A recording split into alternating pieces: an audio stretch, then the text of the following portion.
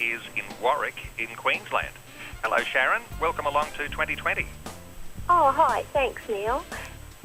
Gavin's listening. What's your question, Sharon? Hi, Gavin.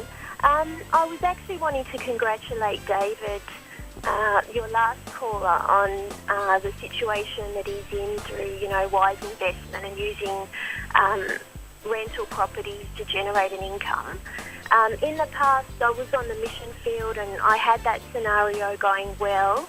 But coming back to Australia, I had to sell some of those properties. And a few years ago, I spent quite a bit of money on a real estate course trying to get that scenario going in my own family. My actual dream is to, in the future, have charitable foundations so that I can live on a portion of the income that real estate or whatever, wise investment generates. And then, use a lot for the mission field and those sorts of charities that need some income. So, but I've actually been quite disappointed because I'm finding it really hard to find properties that are positively geared.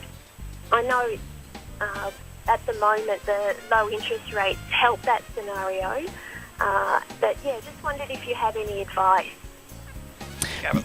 Yeah, g'day Sharon.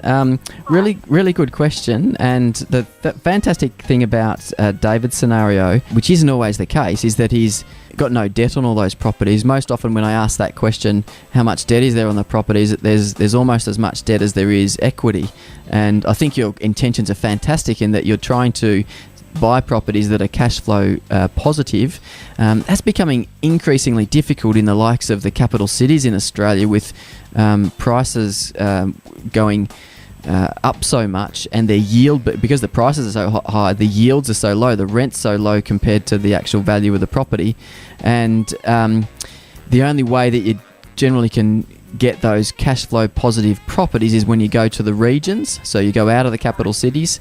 And the good thing about that is that it's more likely to be cash flow positive. The bad thing about those types of properties is that they don't have the same level of appreciation, capital growth that the city properties have. But it's a matter of, doing your research, knowing a particular area, creating that niche, in the market that you see an opportunity in, and then developing it over time. Yeah, it's been difficult as well because, those sort of properties are quite rare.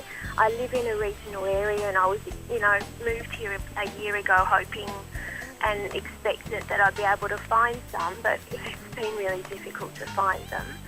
Yeah. And the whole idea of using a lot of the equity for more debt to finance more properties, it can be risky.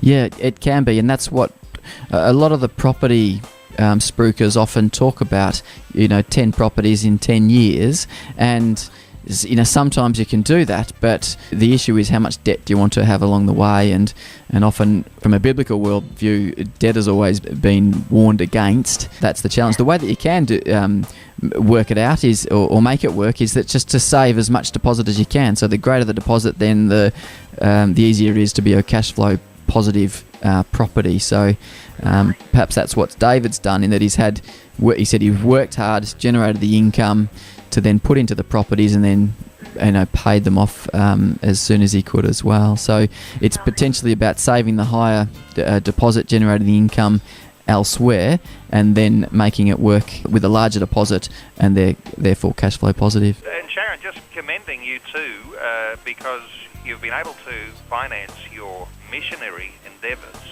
because you've invested wisely, and I just want to commend you for that, and thanks so much for being part of 2020.